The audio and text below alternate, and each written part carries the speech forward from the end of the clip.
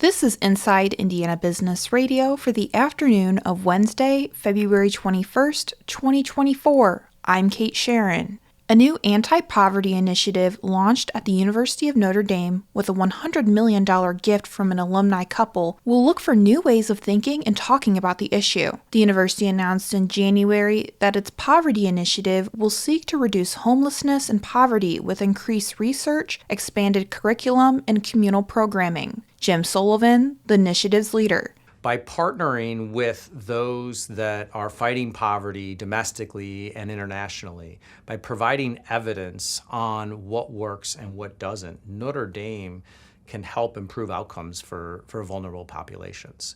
Concentration will be research to uncover the top roadblocks to mitigating poverty and what are the most vital questions to root out the most insightful answers. The initiative will build off the Wilson Sheehan Lab for Economic Opportunities, which is a poverty research hub with a focus on answering questions with data that ultimately leads to tangible impact.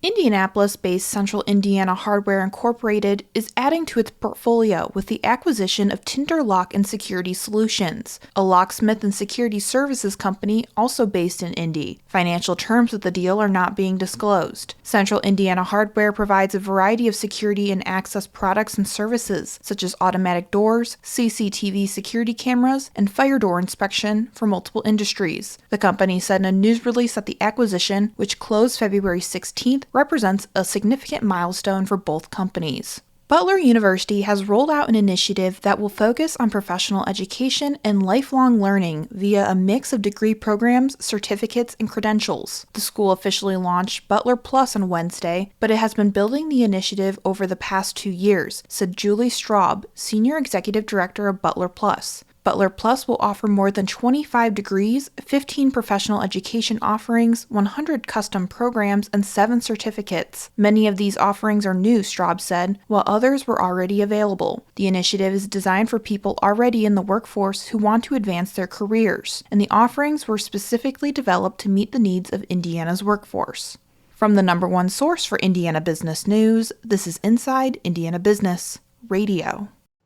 Indiana, your bold future starts here. IBJ Media, Inside Indiana Business, and the Indiana Economic Development Corporation invite you to the Engage Indiana series, presented by CareSource, Indiana University, and Old National Bank.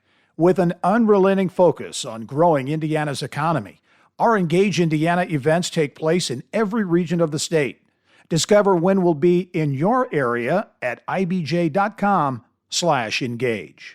A bill allowing financial institutions to change contract terms on customers without explicit acceptance narrowly passed the Senate Tuesday on a 28-21 vote and now moves one step closer to the governor's desk. IIB's Alex Brown has the story. House Bill 1284 is a response to 2 recent legal cases in which justices sided with Hoosier consumers over banks and credit unions. In one case, the Indiana Supreme Court determined that banks needed affirmative assent and could not take a user's silence and continued use of a product as acceptance. The House proposal would reverse those rulings. In other words, if a bank changes a contract, such as slipping in an arbitration agreement and therefore barring a Hoosier from settling certain differences in court, but the consumer doesn't close the account for another 30 days, that means they've accepted the changes. Republican Senator Mike Gaskill said financial institutions statewide had been using this process for new language, but were, quote, turned upside down by an unfortunate court decision. But not everyone agreed with Gaskill's arguments, including the Indiana Community Action Poverty Institute, which testified against the bill in committee.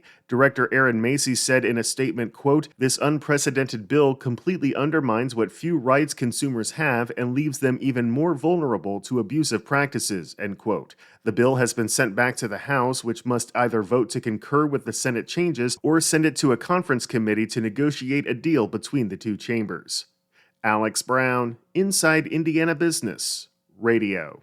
Ford Motor Company and the United Auto Workers Union have reached a tentative agreement on a local contract at the company's largest and most profitable factory, averting the threat of a strike. The union said last week that nearly 9,000 workers at the Kentucky truck plant in Louisville would walk picket lines starting Friday if the contract dispute was not resolved. but the UAW said in a statement Wednesday that a deal had been reached, ending the strike threat. The tentative agreement addresses health and safety issues, ergonomics, the company's efforts to reduce the number of skilled trades workers, and other issues, the union said. A longtime member of the Purdue Manufacturing Extension Partnership is being promoted to the organization's top spot. Purdue this week announced Renee Stewart as the partnership's new senior executive director, after holding the position on an interim basis. Stewart has been with the Carmel-based organization since 2013, most recently serving as director of center operations. She was named interim executive director and succeeds the retiring David Snow. The Purdue MEP provides consulting and training services that, quote, enable Indiana manufacturers to work smarter, compete, and prosper, the university said in a news release.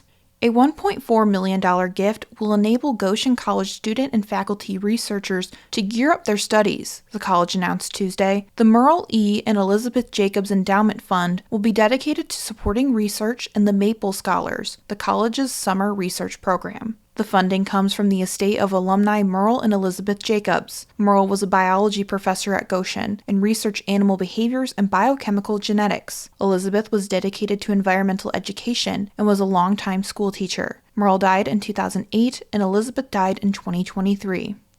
Jim Bullard, the inaugural dean of the Mitchell E. Daniels Jr. School of Business, is this week's guest on the Business and Beyond podcast with Gary Dick, presented by PNC, a weekly conversation with high-profile Hoosiers in business, sports, entertainment, and beyond. Available now from your favorite podcast provider. I'm Kate Sharon for Inside Indiana Business, Radio on Demand.